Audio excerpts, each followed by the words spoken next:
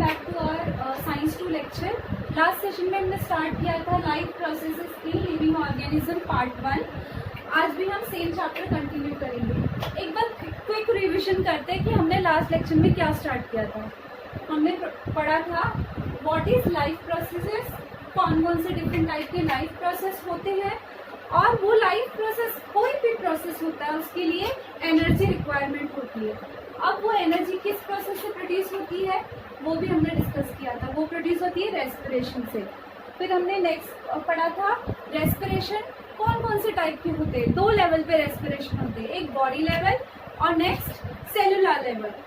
Body level में normal breathing होता है, inhalation of oxygen and exhalation of CO2, ठीक है। नेक्स्ट सेलुलर लेवल रेस्पिरेशन हमने पढ़ा था जिसमें हमारा मेन एनर्जी प्रोडक्शन होता है, ठीक है। सेलुलर लेवल में हमने और क्या डिस्कस किया था कि जो प्रोसेस होता है वो 2 टाइप के होते हैं, एक होता है एरोबिक रेस्पिरेशन, एक होता है अनएरोबिक रेस्पिरेशन। एरोबिक रेस्पिरेशन में हमने कौन कौन से प्रोसेस पढ़े थे, glycolysis, Krebs cycle, ETC cycle, ठीक है। और हमने अनएरोबिक रेस्पिरेशन भी डिस्कस किया था जिसमें ग्लाइकोलिसिस इन्वॉल्व है और फर्मेंटेशन इन्वॉल्व है जो कंप्लीट ऑक्सीडेशन नहीं होता है, ठीक है। अब हम उनके बीच का डिफरेंस डिस्कस करेंगे। तो what is difference between aerobic respiration and anaerobic respiration. Aerobic respiration occurs in presence of oxygen, anaerobic respiration occurs in absence of oxygen। ये एरोबिक रेस्पिरेशन कहाँ होता है, माइटोकॉन्ड्रिया में। ग्लाइकोलिसिस के बाद एसिटाइल पायूरिक एसिड बनता है, वो पायूरिक एसिड एसिटाइल कोएंजाइम A में कन्वर्ट होता है और वो फिर माइटोकॉन्ड्रिया में एंटर करता है। वहां पे क्रेब्स साइकिल और ETC रिएक्शन होता है, ठीक है।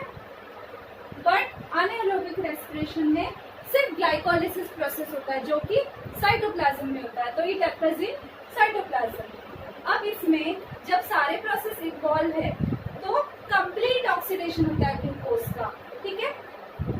So complete oxidation of glucose takes place in aerobic respiration, क्योंकि ये जो aerobic respiration है वो ऑक्सीजन के प्रेजेंस में होता है। Next glucose is incompletely oxidise in anaerobic respiration. क्यों? क्योंकि इसमें ऑक्सीजन प्रेजेंट नहीं होता, सिर्फ साइटोप्लाज्म में ग्लाइकोलिसिस स्टेप पे खत्म हो जाता है एनर्जी प्रोडक्शन, ठीक है।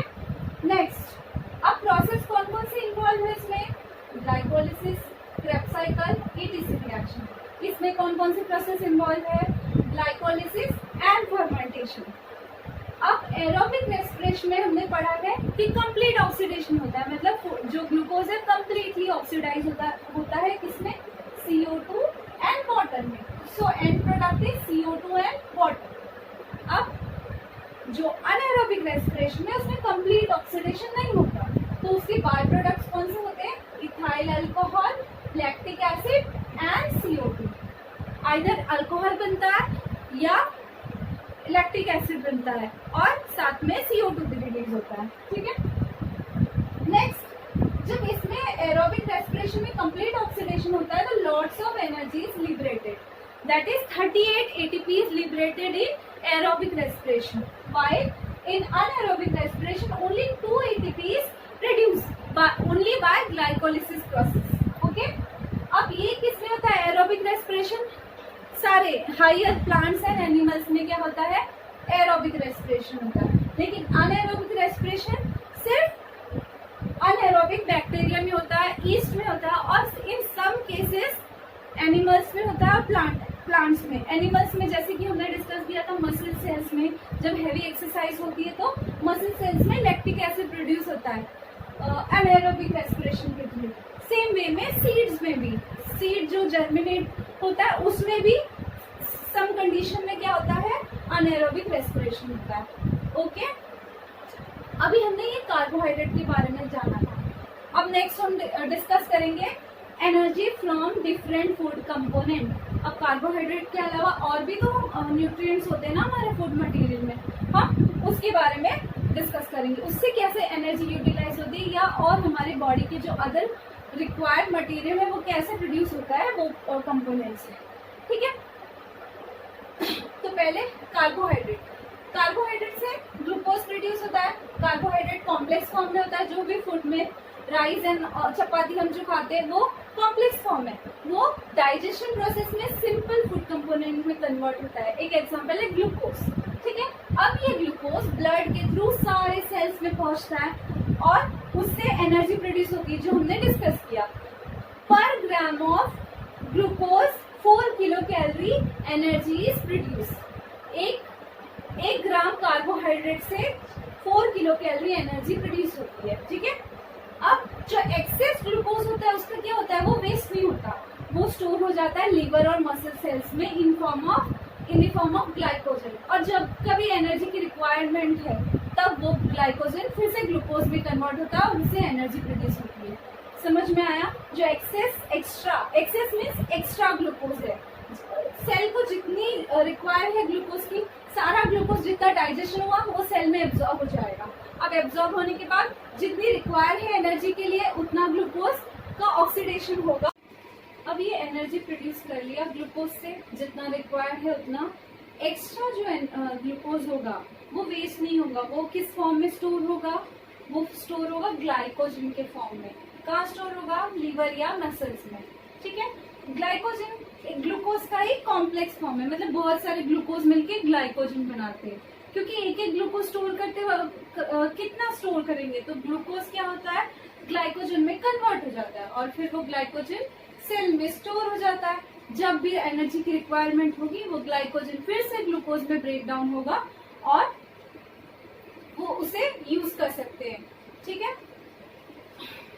जैसे कि 500 की नोट हम लोग यूज करते हैं, अगर हमें 100 की रिक्वायरमेंट हो तो हम लोग 500 से 100 तो करवा सकते हैं ना, चेंज करवा सकते हैं।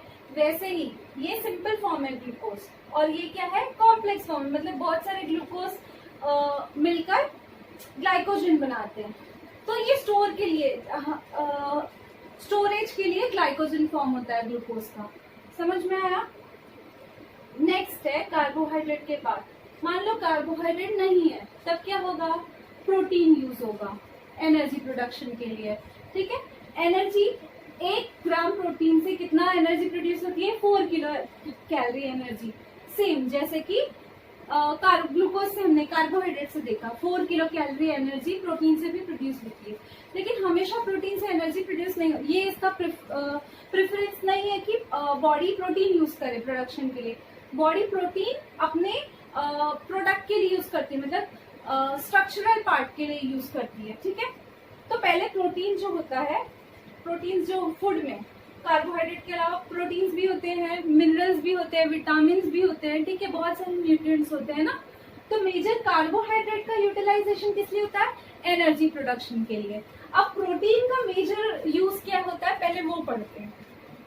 सेम मैनर में जैसे सारे फूड कंपोनेंट जो होते हैं वो एज इट इज सेल में एब्जॉर्ब नहीं हो सकते, तो क्या होता है, वो फूड जो कंपोनेंट है वो सिंपल कंपोनेंट में कन्वर्ट होता है। जैसे कि प्रोटीन हुआ, ठीक है, हमें बहुत सारे सोर्सेस है जिससे हमें प्रोटीन मिलता है, जैसे कि मीट हो गया, मिल्क हो गया, ठीक है, एग में हो गया। तो ये सारे क्या है, कॉम्प्लेक्स फॉर्म है। फिर उसको वो बॉडी में जाकर क्या होता है, उसका डाइजेशन होता है और फिर ये प्रोटीन क्या होते हैं, ब्रेक डाउन हो के क्या बनता है, अमीनो एसिड।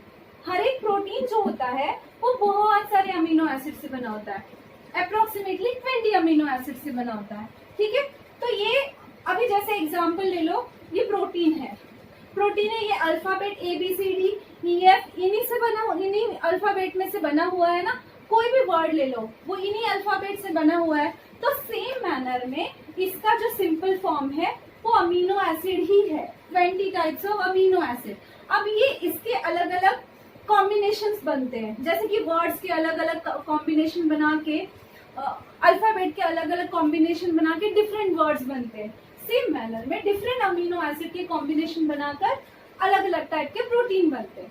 तो क्या होता है, प्रोटीन को पहले डाइजेशन होता है और अमीनो एसिड में वो ब्रेक हो जाता है। अब ये अमीनो एसिड ब्लड से सारे सेल में ट्रांसफर होता है, ठीक है, और सेल और ऑर्गन इसको एब्जॉर्ब कर दिया अमीनो एसिड को। अब ये सिंपल फॉर्म हो गया, तो इसको अपने हिसाब से बॉडी यूटिलाइज करती है। क्योंकि हमने ये जाना ना कि अमीनो एसिड से, बहुत सारे अमीनो एसिड से ही क्या बना है, प्रोटीन बना है, डिफरेंट कॉम्बिनेशन से, ठीक है। Approximately 20 type of amino acid होते हैं, sorry 20 type of amino acid होते हैं, ठीक है, बॉडी में। तो ये इसके अलग अलग कॉम्बिनेशन से, अलग 1 to 20 अमीनो एसिड, इसके अलग अलग कॉम्बिनेशन से अलग अलग टाइप के प्रोटीन्स बने होते हैं, ठीक है। तो ये जो प्रोटीन होता है डाइजेशन में क्या होता है, अमीनो एसिड में, ये 20 टाइप के अमीनो एसिड में कन्वर्ट होता है। अब ये ऐसा नहीं है कि 20 अमीनो एसिड से ही प्रोटीन बना है, ऐसा नहीं है। हो सकता है कि एक टाइप का अमीनो एसिड बहुत बार इन्वॉल्व है, ठीक है।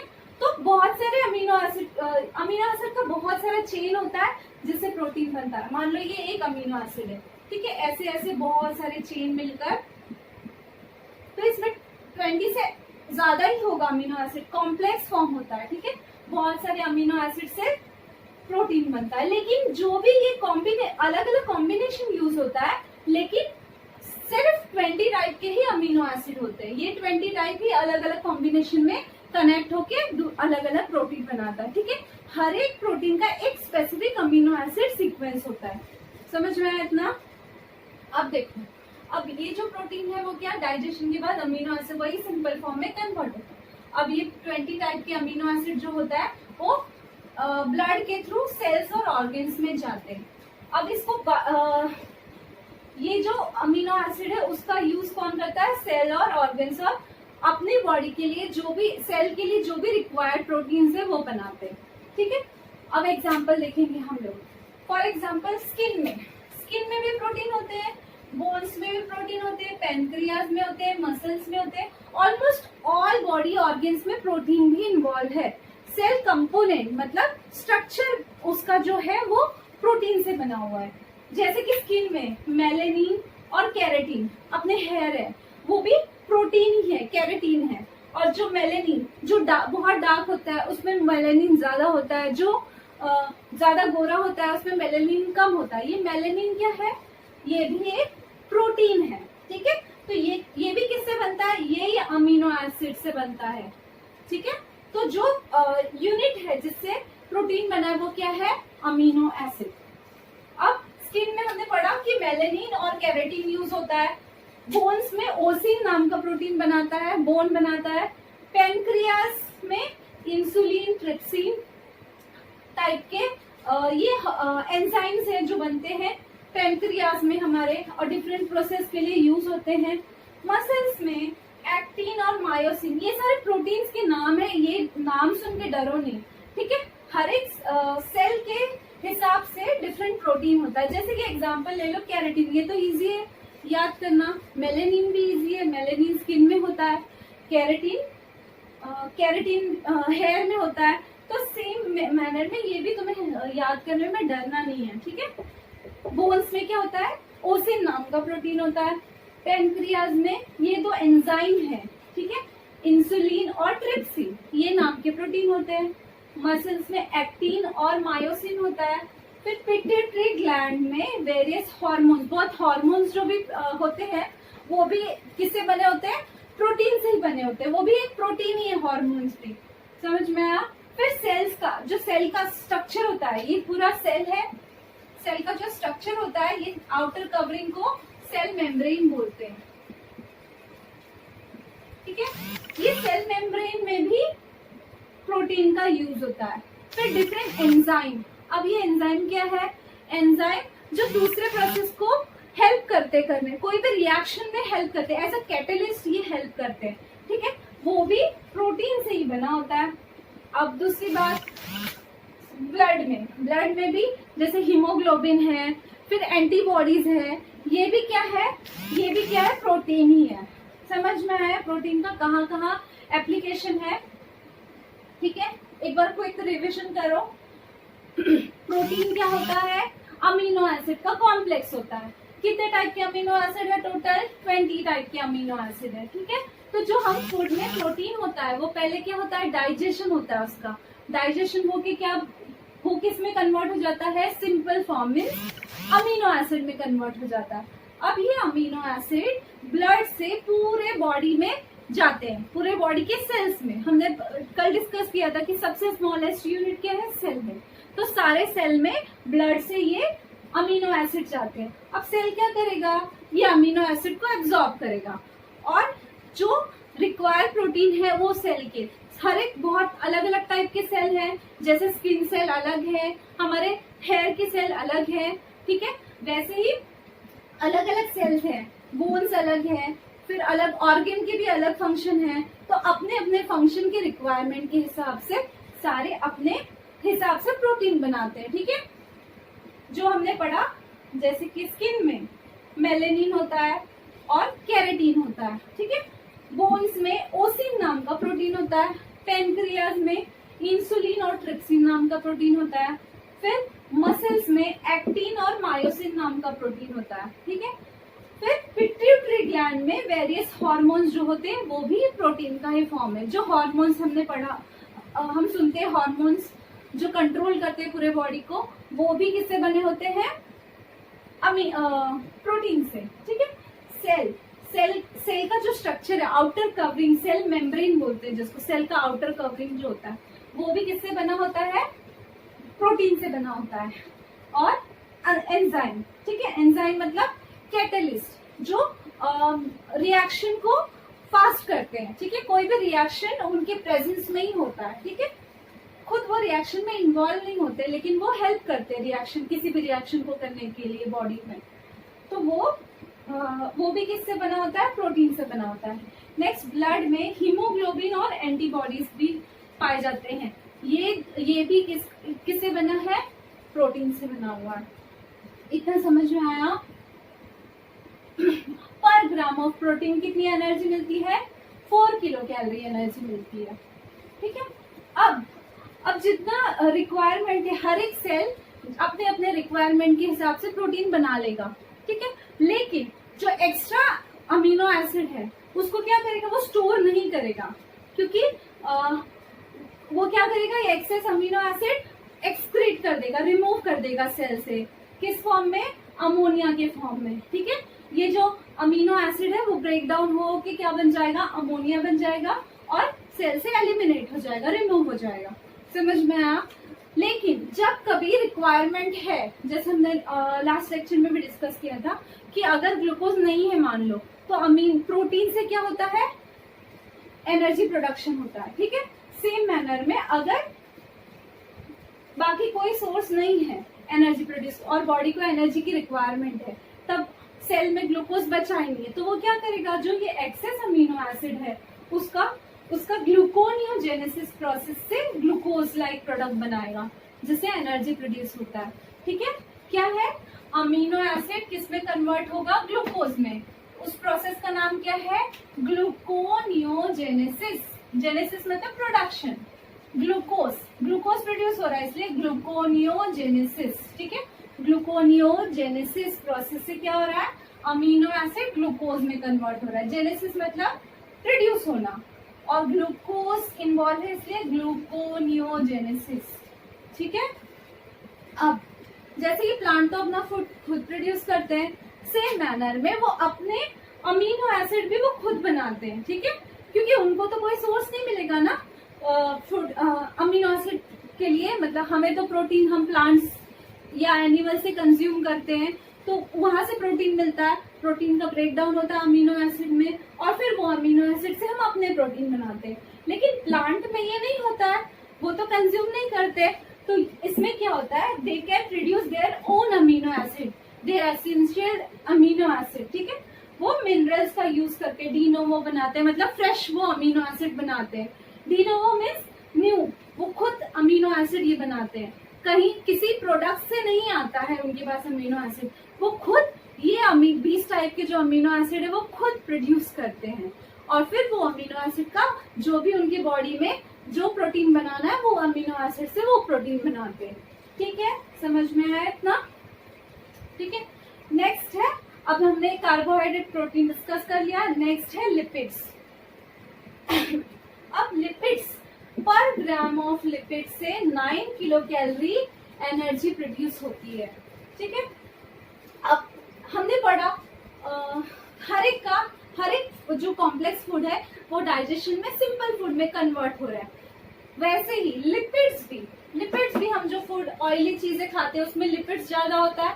तो ये लिपिड जो होता है वो किससे बना होता है, वो बना होता है फैटी एसिड प्लस अल्कोहल से। ठीक है, सेम मैनर में लिपिड्स भी डाइजेशन में क्या होता है, फैटी एसिड में कन्वर्ट होता है। ठीक है, किससे, डाइजेशन से। अब ये फैटी एसिड सेल में सेम मैनर में ब्लड के थ्रू सारे सेल में पहुंचेगा। फिर ये सेल का यूज करके बॉडी अपने हर एक सेल अपने रिक्वायरमेंट के हिसाब से प्रोडक्ट्स बनाएगा, जैसे कि फॉस्फोलिपिड्स फॉर प्लाज्मा मेम्ब्रेन। हमने प्रोटीन का पढ़ा था कि प्रोटीन सेल मेम्ब्रेन में भी यूज होता है, यहाँ पे फैटी एसिड भी यूज होता है, फैटी एसिड भी यूज होता है सेल मेम्ब्रेन के लिए। ठीक है, तो वो भी लिपिड से मिलता है। ठीक है, फॉस्फोलिपिड फॉर प्लाज्मा मेम्ब्रेन मतलब डाइजेशन लिपिड, कोई भी फॉर्म ऑफ लिपिड्स आया वो लिपिड डाइजेस्ट होके क्या बना, फैटी एसिड बना। अब ये फैटी एसिड सारे सेल में गया और सेल ये फैटी एसिड का यूटिलाइजेशन अपने जो भी रिक्वायर्ड प्रोडक्ट है वो बनाने में करेगा। जैसे कि खुद का ही सेल मेम्ब्रेन है उसमें वो फॉस्फोलिपिड के फॉर्म में फैटी एसिड को यूज करता है। ठीक है, नेक्स्ट हार्मोन्स में भी ये जो हमने पढ़ा था हार्मोन्स में प्रोटीन्स होते हैं, वैसे ही हार्मोन्स जैसे प्रोजेस्टेरॉन, एस्ट्रोजन, टेस्टोस्टेरॉन, ये सारे जो हार्मोन्स है, स्टेरॉइड हार्मोन्स है, इनमें भी फैटी एसिड यूज होता है। ठीक है, हार्मोन्स में भी क्या होता है, फैटी एसिड यूज होता है। नेक्स्ट जो नर्व सेल्स होते हैं, नर्व सेल, ठीक है, उसमें भी एक्सॉन, जो एक्सॉन पार्ट होता है वो उसके आउटर कवरिंग में फैटी एसिड यूज होता है। समझ में आया, एक्सॉन ऑफ नर्व सेल, उसका जो भी कवरिंग है वो किससे बना होता है, फैट से बना होता है, फैटी एसिड से बना होता है। अब ये जो रिक्वायर्ड है, रिक्वायरमेंट के बाद एक्सेस जो प्रोटीन बचता है, एक्सेस जो फैटी एसिड बचता है उसका क्या होता है, हमने पढ़ा था अमीनो एसिड तो एक्सक्रीट हो जाता है, रिमूव हो जाता है, लेकिन ये फैट रिमूव नहीं होता। ठीक है, फैट क्या होता है, वो स्टोर हो जाता है एडिपोज टिश्यू में। हम बोलते हैं ना हम बहुत फैटी हो रहे हैं, फैट डिपॉजिट हो रहा है बॉडी में, तो वो हर एक एडिपोज टिश्यू में ये स्टोर होता है एक्सेस जो फैटी एसिड होता है। ठीक है, समझा इतना लिपिड का कैसे यूज होता है। सेम मैनर में हमने जैसे कार्बोहाइड्रेट का पढ़ा था कि इनकेस कार्बोहाइड्रेट नहीं है तो सेकेंड ऑप्शन क्या होगा, लिपिड फैटी एसिड में कन्वर्ट होगा, फैटी एसिड से एसिटाइल कोएंजाइम ए बनेगा और उसके बाद फिर उसका ऑक्सीडेशन होकर एनर्जी प्रोड्यूस होती है बॉडी में। और इनकेस कार्बोहाइड्रेट लिपिड्स दोनों नहीं है, फिर प्रोटीन का यूज होता है फॉर एनर्जी प्रोडक्शन। जब तक कार्बोहाइड्रेट है तो ये सारे प्रोटीन और लिपिड का यूटिलाइजेशन नहीं होता, ये स्ट्रक्चरल पार्ट्स में यूटिलाइज करते हैं। ठीक है, अब हमने पढ़ा कार्बोहाइड्रेट, प्रोटीन्स एंड लिपिड्स। इसके अलावा अदर भी न्यूट्रिएंट्स है, जैसे विटामिन है, फाइबर्स है, वाटर है। ठीक है, तो जो ये विटामिन है ये भी रिक्वायर्ड है, मतलब किसी प्रोसेस में रिक्वायर्ड होगा। ये कैसे यूज होता है एज अ न्यूट्रिएंट। विटामिन का तो सबको पता है, दो टाइप होते हैं, कौन से, fat soluble, water soluble. Fat soluble में क्या क्या इन्वॉल्व है, विटामिन ए, बी, ई, के। वाटर सॉल्युबल में विटामिन बी एंड सी। अब ये विटामिन का कहाँ से यूज होने लगा एनर्जी प्रोडक्शन के लिए।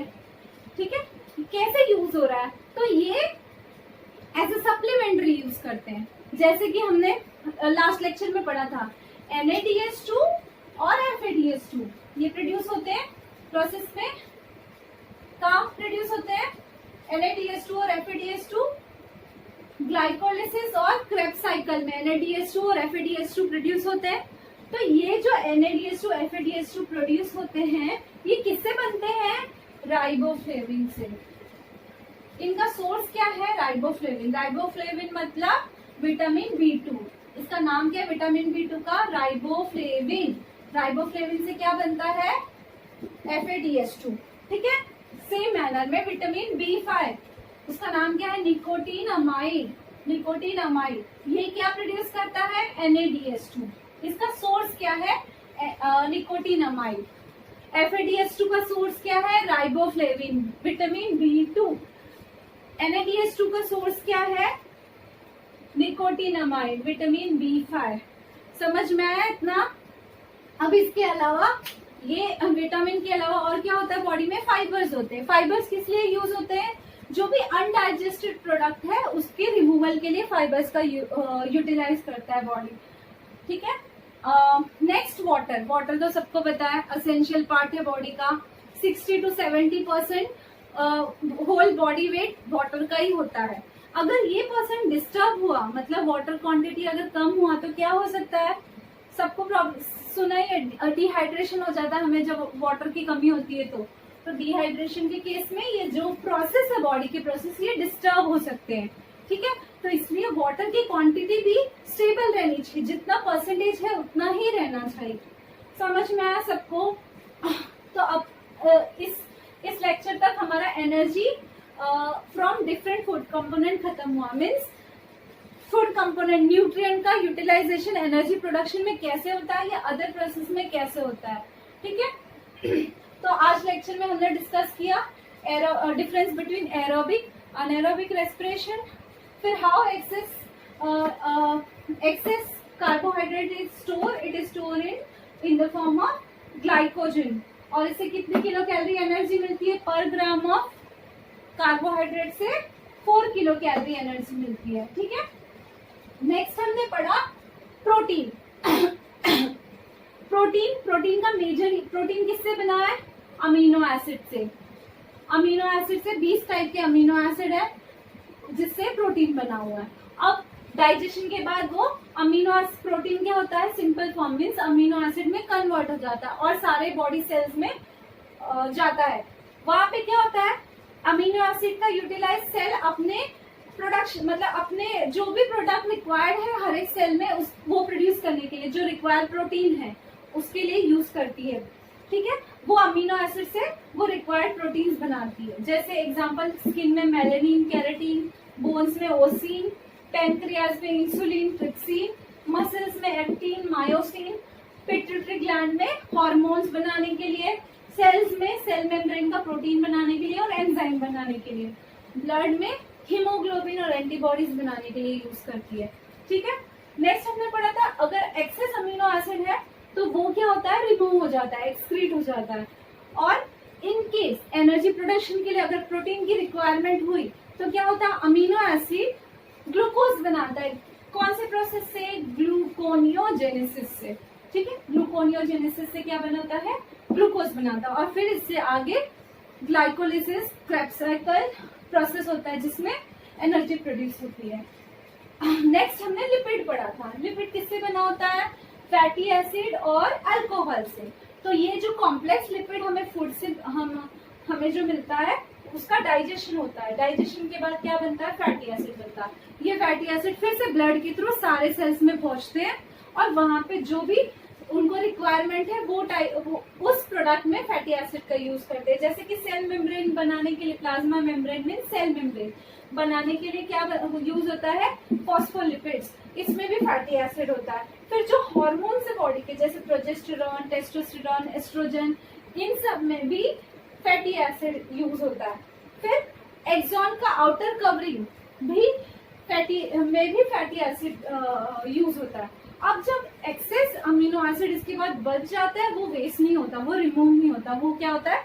स्टोर हो जाता है। जब रिक्वायर है तो वो स्टोर फैटी एसिड फिर से अप्लाई होता है। ठीक है। ये कहाँ स्टोर होता है? एडिपोज टिश्यू में। नेक्स्ट हमने डिस्कस किया विटामिन। विटामिन 2 टाइप के हैं, फैट सोल्यूबल और वाटर सोल्यूबल। वाटर सोल्यूबल कौन से? B and C. Fat soluble A, D, E and K। अब ये विटामिन का कैसे यूज होता है एनर्जी प्रोडक्शन में? एक दो एग्जांपल दिए हैं। जैसे विटामिन B12, उसका नाम है राइबोफ्लेविन।